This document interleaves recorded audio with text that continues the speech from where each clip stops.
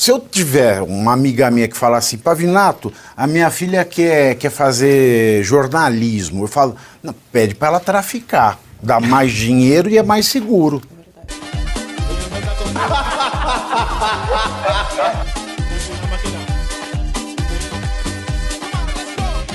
O Supremo Tribunal Federal formou maioria para condenar a idosa Maria de Fátima Mendonça Jacinto, conhecida como Fátima Tubarão.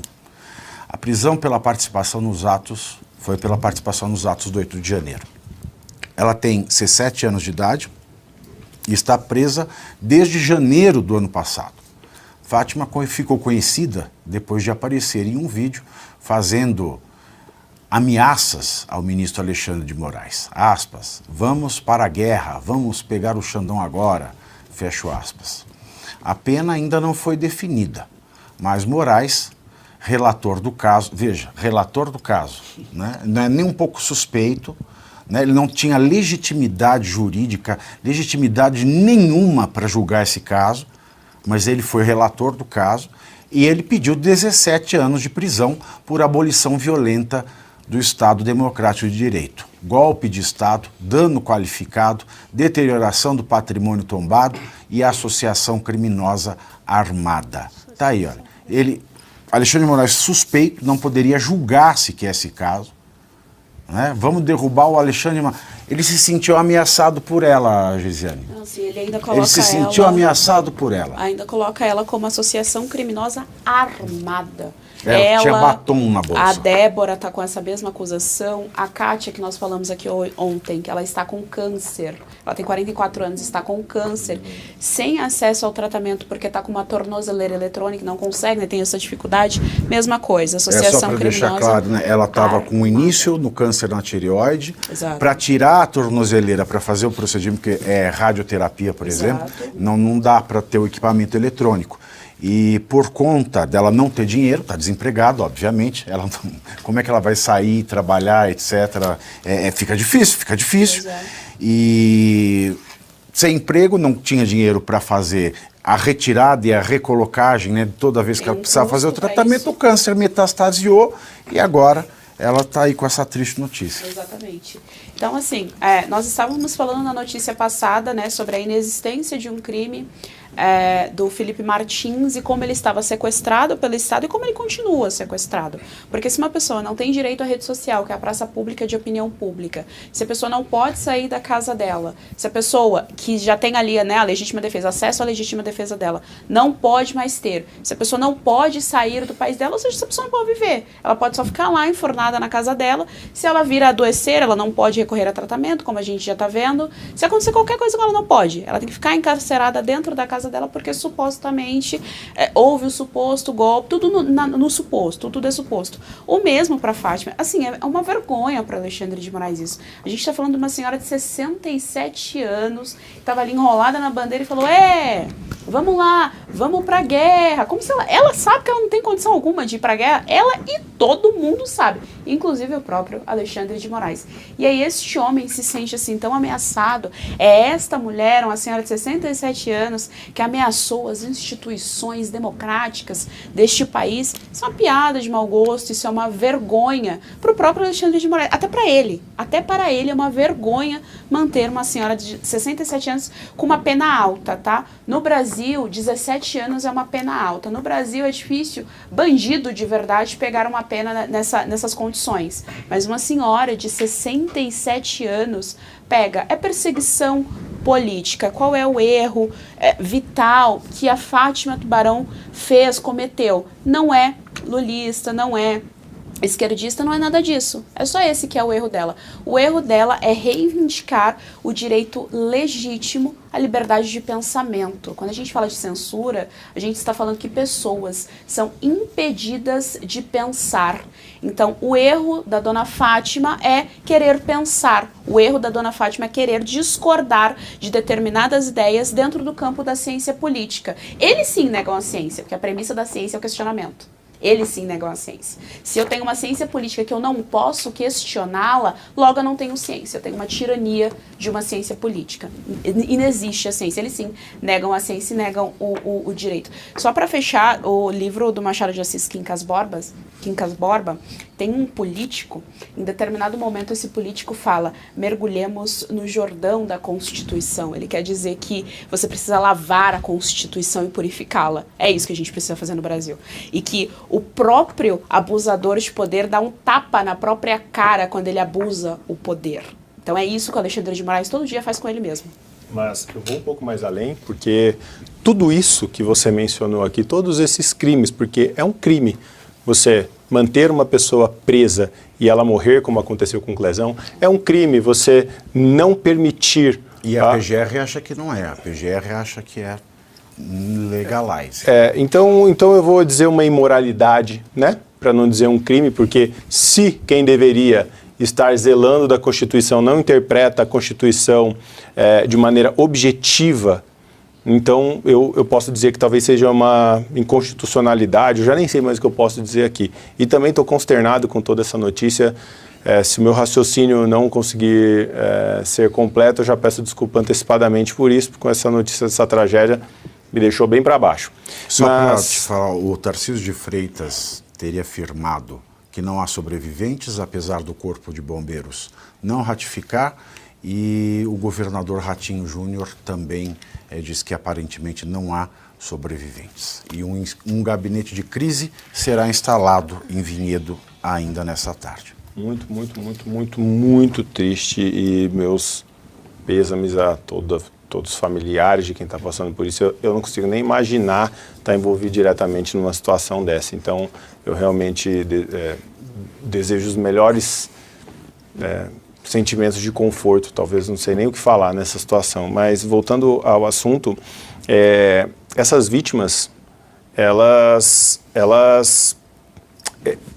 tem uma... Na verdade é o seguinte, me perdoa pela falta do senso aqui. Essas vítimas, elas têm um agressor, e o agressor não é o Alexandre de Moraes, como está todo mundo achando que é. O agressor é o Congresso Nacional. O Congresso Nacional, quando houve a CPI do 8 de janeiro, que poderia sim ter lutado até o fim para conseguir manter a CPI do 8 de janeiro dentro do espectro da oposição, se vendeu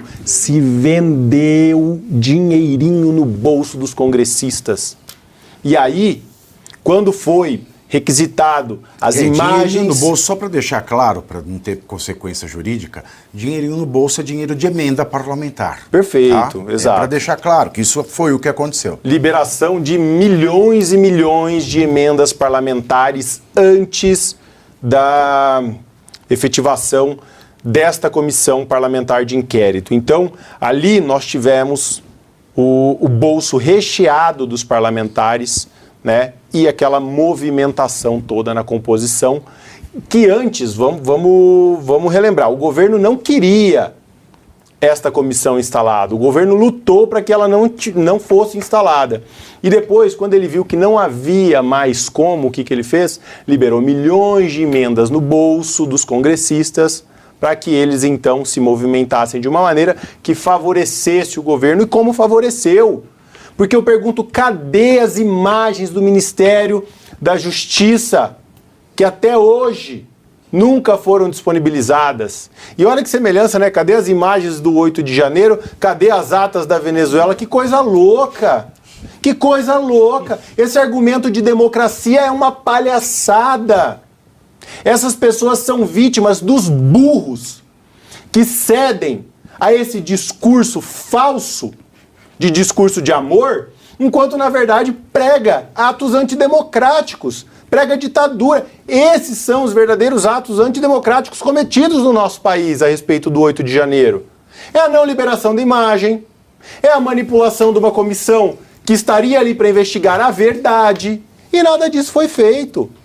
Então essas pessoas hoje são vítimas do parlamento, que se vendeu através de emendas parlamentares na composição daquela Constituição, na composição da CPI do 8 de janeiro, e nada se fez. E agora tem pessoas com câncer, pessoas morrendo, e todo mundo sendo punido por mais tempo do que criminosos, como, por exemplo, André do Rep, que saiu da porta da frente da cadeia, foi-se embora do país sem sequer uma tornozeleira eletrônica. Saiu sem tornozeleira eletrônica, com crime certo, com materialidade, com perigo. Agora... Nossa, foi difícil formar esse raciocínio. Não, imagina, todos nós compreendemos bem.